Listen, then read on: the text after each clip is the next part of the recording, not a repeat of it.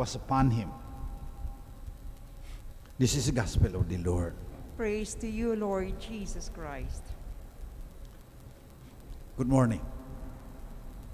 In our brain, in each and every brain of every human being, there is an area there pinpointed by neuroscience that seeks for meaning and purpose. It's our nature. Yung maghahanap ng kahulugan sa buhay, nasa kalaliman ng ating pagkatao. Hindi lang sa brain yan. Kasi embodied cognition yan eh. Yung brain konektado sa buong pagkatao mo yan. Naghahanap ng kahulugan. Yung kahulugan na yan, hindi lang sinasabi sa words. Sa action yan. Kaya tayo may liturgy, may ritual tayo. Pinagtatawanan ko nga yung isang babaeng scientist kasi atheist. Sabi niya, kagaya ng mga believers, kailangan mayroon din tayong sariling liturgy. Coming together as brothers and sisters. Siguro anong gagawin ninyo? Mag-worship kayo ng mga bituin? Pinagtatawanan nyo nga yung mga katutubo na kung ano-ano ang sasamba. Kayo naman, yung universe ang sasambahin ninyo, puro mga atoms lang yan. Pero, they are driven by the desire for meaning and belonging, which we are doing when we celebrate the Eucharist. Sana maintindihan ng mga millennials. Kasi pag hindi na nagsisimba yan, na hindi nakakasama sa liturgy, words will seldom make that part of your brain understand. It has to be acted out in the liturgy and in the ritual. Ang lalim ng ibig sabihin. Tayo kasi nasanay na lang tayo na kung nakaugalian, noon nakaugalian, Candlemas ang tawag sa February 2 Blessing of the candles. Ang laki niyan. Prosesyon yan ng parang Corpus Christi around the church. Dala-dala ang mga candles signifying Christ as the light of the nations. Nakalagay sa Ebanghelyo. First reading. Lo, I am sending my messenger to prepare the way for me. Biglang lilitaw daw ang Panginoon na hinahanap talaga ng puso ninyo. Sa second reading, kita ninyo gaano kalaki ang feast. First and second reading at saka gospel ngayon. Solemn mass dapat yan. May choir. Wala na tayong panahon eh. So, there are also requirements, may mga needs ang ating brain na hindi na napufulfill ngayon. Yun ang ibig kong sabihin, science yun eh. Yung ginagawa natin noon, tingnan mo yung mga tao noon, walang psychotherapist, walang emotional distress, dahil in celebrating their faith and the sense of belonging, kumakalma sila. Yung brain nila, nagiging ganap, yung hinahanap na sense of meaning and purpose. Ngayon wala na. Kaya tingnan mo, ang daming psychotherapy kay Father Melchor Bernal SBD rito sa aming Center for Integral Development. Against our nature. Yung mga scientists nga na atheist, gustong mag-liturgy. Tapos tayo ngayon, very simple na lang liturgy, na wala na. Kailangan ng brain natin yan. So, Candlemas noon.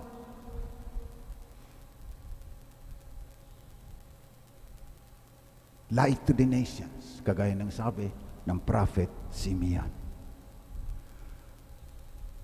Second reading, Jesus shared in our blood and flesh, that through death he might destroy the one who was the power of death, and free those who through fear of death had been subject to slavery all their life. Kaya, light to the nations. Alipin ka, pinalaya ka. Nasa kadiliman ka, biglang nagliwanag. Christ as the light to the nation. Sineselebrate natin. Especially,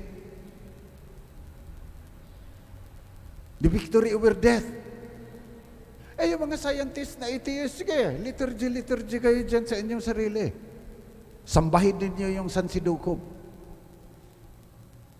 Anong sagot ninyo sa kamatayan? Mga Katoliko, candle mass, nagpapabless ng kanilang mga kandila.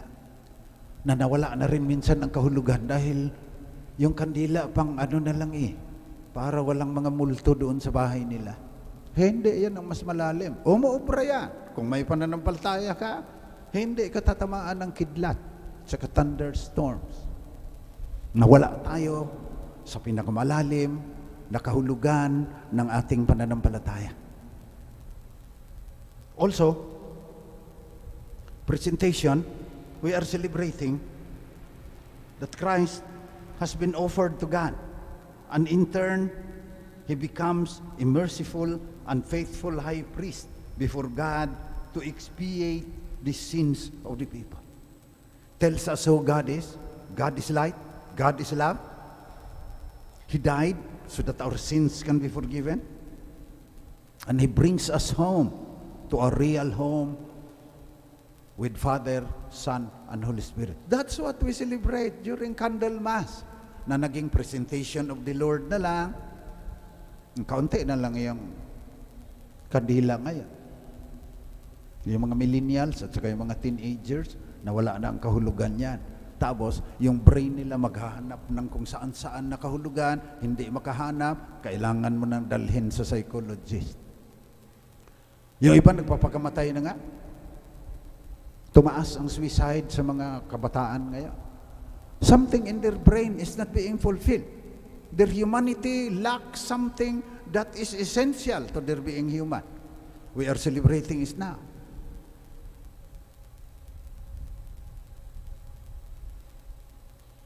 Sinasabi din sa atin ng kandila, apart from Christ as the light of all nations. Sinasabi din sa atin ng kandila, sinabihan tayo, salt of the earth, light to the world. Tayo yon. So pag nagsindi ka ng kandila, you proclaim Christ as the light of the nations, Savior of the world, meaning of the stars and the galaxies. You are also proclaiming that you are His disciple and you have the duty to become a light to the world. Huwag kang hanggang private devotions na lang dyan na parang sariling kaluluwa mo lang ililigtas mo. That's not what we are celebrating today. We are also celebrating the command of the Lord for us to be a light to the world, reflecting the light of Christ, who is the light of all nations, who is the King of the universe. Yan ang ating pinagdiriwang. Kung ano-ano na lang pinagkakaabalahan natin Naging masalimuot na kasi yung mundo. We created a society where we have to work hard. We could not even pay our mortgages and our loans. Hindi naman kailangan yan. Bakit bibili ka ng condominium na 25 million pesos? Tapos iwanan ka rin ng mga anak mo dahil pinabayaan mo nung maliit pa sila, ikaw lang mag-isa dyan. So 3 tuloy yung aso mo. Yan na lang kasama mo sa buhay. That's not what your brain needs. Science yan. So let us pray today that we will also be a light to the nations. And how are we going to do that? Sinabi rin ni Pope Francis, respond to the cry of Mother Earth. Sinisiraan na natin ang planeta, let us heal it. Respond to the cry of the poor, sabi sa Laudato Si. That's how you become the light of the nations. Kailangan ng feeding program, pero hindi sapat yan. Kailangan magkaroon ng justice. Kung kukunin na lahat ng mga tycoons yung kayamanan, wala nang pagkakataon na umasenso pa yung iba. Kanila na lahat Magtatrabaho ka para sa kanila. bigyan ka ng kaunting sahod, sila lalong yayaman. Environmental education, environmental economics, environmental spirituality, kasama sa Laudato Si. How to be a light of the nations in the time of COVID and economic collapse and disruption of the climate. Kasama ang resilience. Pagdasal ninyo, may partnership kami ng Microsoft. Yung Microsoft na nasa US. Gagamitan ng technology para mabilis ang paghatid ng mga disaster and relief. Lalagyan nila ng connectivity, satellites. Uto sa atin din. Ang Microsoft tuloy ito yung gumagawa, hindi yung mga Kristiyano eh. Pagkatapos, sustainable lifestyle. Yun ang 7 na sinabi ng Santo Papa, how to become a light of the world today. How to care for our common home. Yan yung ating pinagdarasal. Dapat, ang dami-dami natin ngayon, may kandila tayo lahat, Christ as the light of the nation, and also remembering that we should be a light to the world. Bawat nabinyagan, every baptized Christian. Noon kasi, sabi sa reading, every male that opens the womb, hindi sinundan ng simbahan niya. Bakit ang i-consecrate mo lang yung panganay na lalaki? Pag babae, walang presentation. Hindi sinabi, hindi tinanggap ng simbahan yan. Everyone is holy, especially if they are baptized. Yung purification ni Mary, sineselebrate doon nun yan. Hindi pinagpatuloy ng simbahan. Dahil sa Jewish kasi, pag may blood, you have to be purified.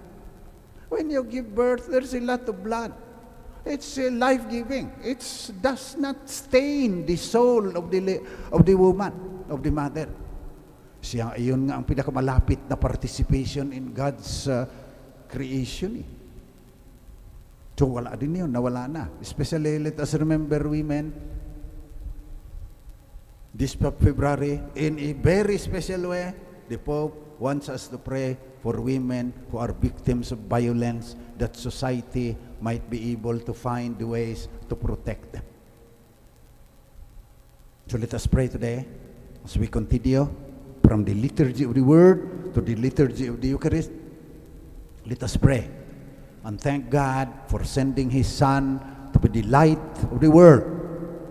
And also, we will pray that we will be given the strength by the Spirit so that we also will reflect the same light of Christ, the light of the nations.